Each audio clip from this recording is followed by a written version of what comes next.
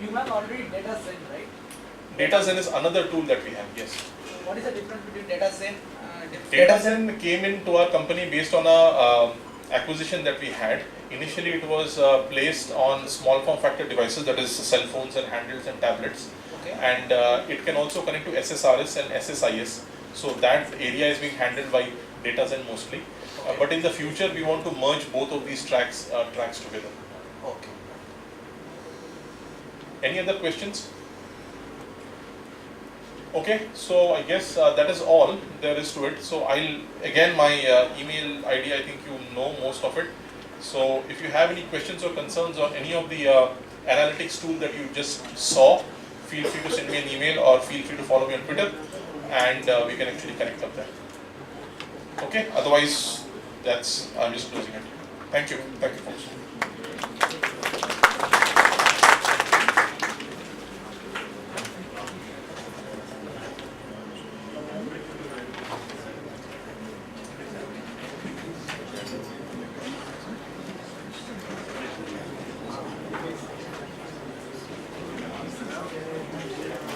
Come on. Thanks.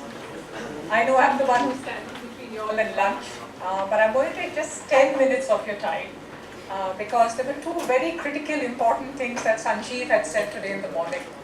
One is he showed you the future of the way you're going to go ahead and work. And a lot of those are very much dependent upon the devices that you have today.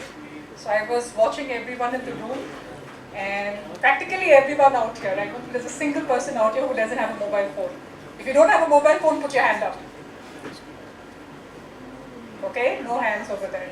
All right. How many have a tablet in the room? No tablet users? No iPads? I'm shocked. No Samsung devices? Okay. How many with Lenovo or Kindle readers around the place? Yeah, we have a Kindle reader here. One more Kindle reader behind there. Wonderful. Okay. All right. How many of you all with laptops? Practically everyone in the room, right? I just called out 4 devices.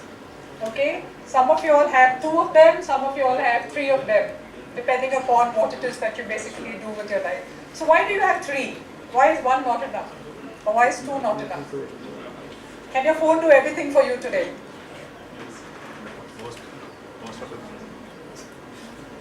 Sir, what do you do with your phone? You do everything with your phone. All right. So if you have to create a PowerPoint presentation because one of your bosses says, I need to do the strategy document, please present the strategy of your department for me today. Are you going to do that on your phone? Yeah, we can do. We can do it. The whole entire presentation? Yes. Okay. We can do, but it may not take some time. It will take you some time. So how much time is it going to take you to do that? You have a timeline, right? Because your boss is going to tell you there's a timeline to it, right? So, when all past and everything can't work on mobile. Yes. You have to have something like You have to have something. You have to have something bigger. You're absolutely spot on. And that's where I'm coming to in terms of imagining devices. So my name is Shameen Lewis Wali, and I basically run the devices business for Microsoft. And Microsoft, as you know, we've been doing a lot of great work from a devices standpoint. So we came out with the Lumia phones, we had the acquisition of Nokia. There were some things that we did very uniquely in the devices. And then we started to get into the hardware business. And so this is our product, which is basically called Surface Pro 4. It's the 4th edition of our Surface device. And this is the device that actually competes against the Apple MacBook and the iPad Pro. We've seen great successes with the device across the world. So what is the reason why we saw all these successes, right? And there were just 3 things. You use your phone to go ahead and make phone calls, you want to do quick browsing, you want to check emails quickly, maybe respond like 1-liner, 5-liner kind of emails, and you do that brilliantly well on the phone, right? It's a great communication tool. WhatsApp, Facebook, everything else is what you can do on the tool when you want to do quick checks in it. But when you want to start getting a little more productive, right? I can't watch a 4-hour movie on my phone. The size of the screen is just too tiny, right? And so then I want to look at moving on to a tablet because it's a bigger screen, looks a lot more better when I was trying to watch a movie for 4 hours or 5 hours, less strain on my eyes. But then after some time, you get that call from your boss, right, saying, please, PowerPoint presentation or give me the Word document strategy. And then what do? Then you've got to go to your laptop, right? And then you enjoy reading. So I had a couple of Kindle readers here in the room. You enjoy reading. And so when you want to read, then you take out that as a form factor and you go ahead and read. But if you look at essentially what you're doing across all these 4 form factors is you're reading, you're writing, and you're working.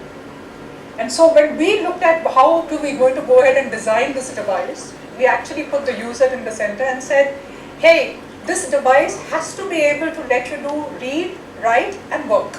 Those are the 3 things that we want you to go ahead and do. Now if you look at your mobile phones today or you look at your tablets today, they're all running with a mobile operating system, which essentially means that when I come into my office, I can't use the same device in my office to go ahead and access all my enterprise applications, because the 2 operating systems are completely different from each other. I either have to look at rewriting all my enterprise applications to run on top of a mobile operating system, which is going to cost me a lot of money, and everything from a mobile operating system standpoint is really designed for touch. It's not really designed for keyboard and mouse, which are sometimes critical inputs that you need with regard to keyboard and mouse. So let's take, for example, a PowerPoint presentation, right? In a PowerPoint presentation, what do? You're going to drag objects from here to there. You're going to be doing a lot of typing in terms of your text. Can that on-screen keyboard that you currently have on your tablet or on your mobile phone help you do that effectively? The answer is no, because you spend time searching for alphabets on the keyboard. You spend time searching for where is Control C, Control V, right? There are all of those things that come into play. And that's the reason why we went ahead and we designed this device. So this device just weighs 786 grams. It's a tablet that can be used as a laptop as well as your tablet. So from 4 devices that people were carrying, some of you were carrying, I've now brought it down to essentially 2 devices, which is your phone, and then this is the other form factor. Now the reason why I'm saying that we can't do away with the phone is because you've got voice, you've got a whole bunch of other things that are there, and it fits in your pocket very well. This may not necessarily fit in your pocket all the time.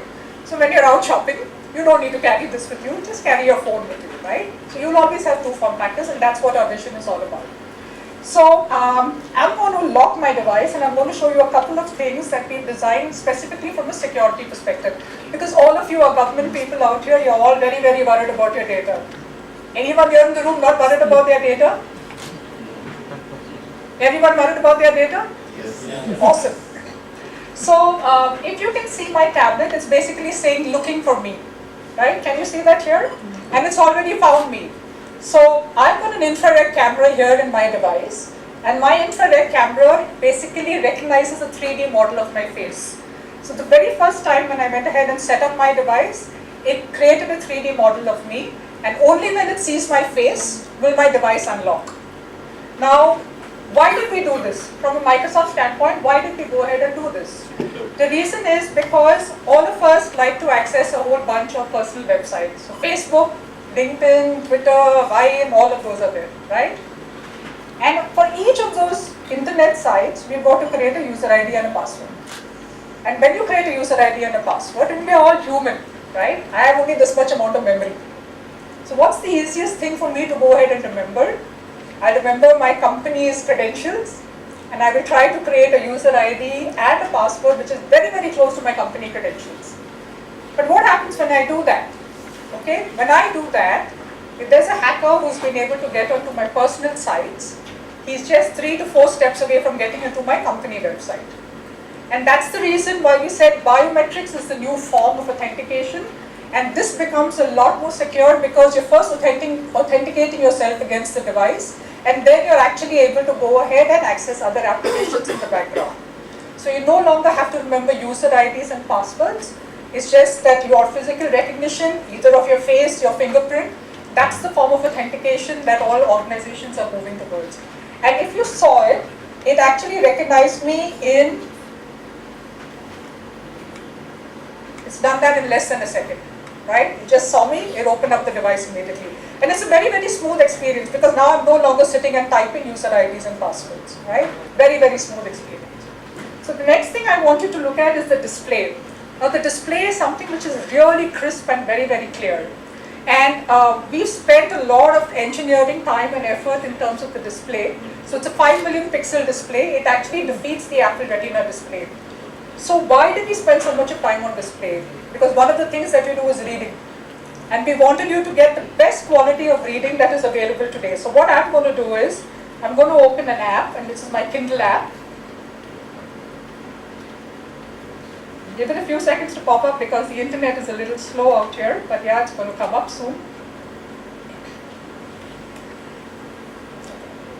So can you see the fonts? The fonts are extremely crisp and they're very, very clear. And I get a 2-page view, and if I turn the device around, I actually get a single page view. Now for those people who are Kindle readers in the room, and I'm a Kindle reader myself, I prefer this to the Kindle reader. The simple reason is, if you're a fast reader, you have to keep on doing this on the Kindle, because there are only this many lines that you can go ahead and get in the Kindle reader. And so for fast readers like me, this screen plays a lot more better as compared to the other screens. My eye strain is also significantly reduced because there's special technology that Microsoft has used in the display, which actually reduces the glare significantly, and therefore you can actually read for long hours on this kind of a device. So that's the reading capability on the device. Then the device is a little bit intelligent. You saw Arnab talking about machine learning and everything else. So I've got Cortana, and he's touched a little bit about Cortana analytics. So I've got Cortana on my device, and I'm going to activate Cortana, basically utilizing my pen. So here we go. Open movies and TV.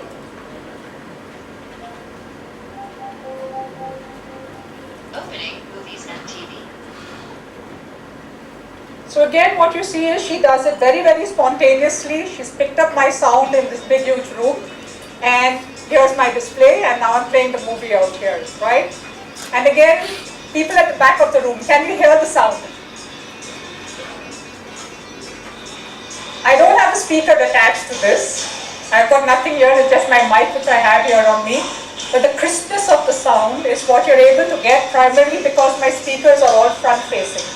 So think about the times when you're on your laptop and you're trying to do an audio video call. And essentially what happens during that audio video call, right? You either can't hear the person on the other side, or you necessarily have to go ahead and wear a headset. But because I've got mic arrays which are here both in the front as well as behind, and I've got wonderful speakers which are basically projecting out, the crispness of sound is extremely, extremely clear on the device, right? And that's taking your working to a different level altogether in terms of productivity. The third area that I wanted to talk about is working, right? So I told you mobile operating system, you can't run your enterprise applications on it. This operating system of ours which we are running over here is the Windows 10 professional operating system. It's a full-fledged Windows operating system. It's not a mobile OS. And because of that, you can run all your enterprise applications. Anything that you're running on Windows 7, Windows 8, 8.1, anything which is IE 9 and above, all of those applications will run on the device. So you can have both your entertainment apps, your games, Candy Crush, whatever it is that you do while you're relaxing at home, or whatever enterprise applications you want, all of your applications can go ahead and run on this device, right? So I've got Word, Excel, PowerPoint, everything running on top of this device. I have my SAP applications also running on this device. There are GIS applications, Power BI, right? He showed you Power BI. I've got Power BI of mine also running on this device.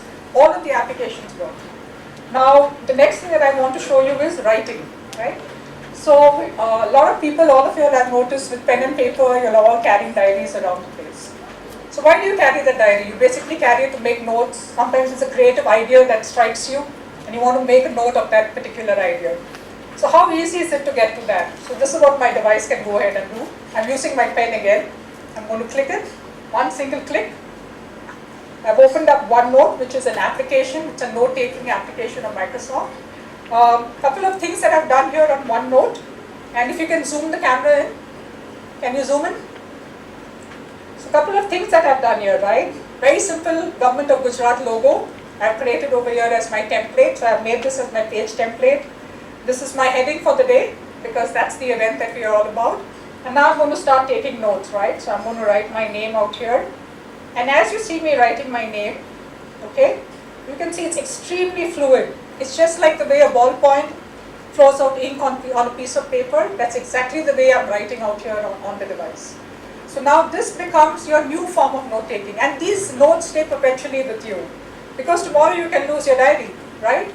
You can lose your diary or you misplace it somewhere, all of those can happen.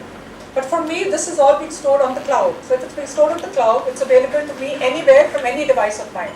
So I can create the OneNote here, and if you have a Samsung device, the gentleman with the beard, if you have a Samsung device or a Lenovo phone, you would actually be able to see a OneNote. Whatever I have done in ink over here, you would actually be able to see it on your device there. So the OneNote capability cuts across multiple application platforms, whether it be iOS or whether it be Windows or Android, but essentially the creativity stays there with you. Your notes are all staying in one single place. So when your boss asks you as to, hey, what happened the other day during that meeting, did you finish this? You can immediately go back to your notes and refer as to whether you've done it or not, right? So that's the power of the device when it comes to note taking. Now, I didn't really like the way I wrote my name over there, right? And so, if you were on pen and paper, you do a cancellation. And what I have here on my pen is this. There's a little eraser that I have at the back of my pen, so I use the back of my pen as an eraser, and I just go ahead and clean everything off. Right? So, this is some of the technology. Now, why did we invest in the pen? We invested in the pen for the simple fact is, today note-taking and digital ink are some of the things that you do very naturally. Think about yourself when you were a child, right? What was the first thing that you did when you were a child? You saw a pen, you saw paper around the place, you saw your walls around the place, crayons, picked that up, and you went and you scribbled everywhere around the place. So that's a very natural way of doing things. Keyboard and mouse are all acquired inputs. It's an acquired skill. Ink is something which comes very, very naturally to you. And that's the reason why we went ahead and we built ink into our device, specifically because we want to encourage natural user interfaces. We don't want to make it difficult for people to use a device. We don't want you to necessarily have a computer skill to use a device. You should be able to use a device in the most natural and effective manner. And that's what we've gone ahead and done over here. So you can customize templates utilizing OneNote, and I think the team would already have had an Office 365 discussion with you. Make all your notes over here. And the best part is, right from here itself, so I'm going to go to File,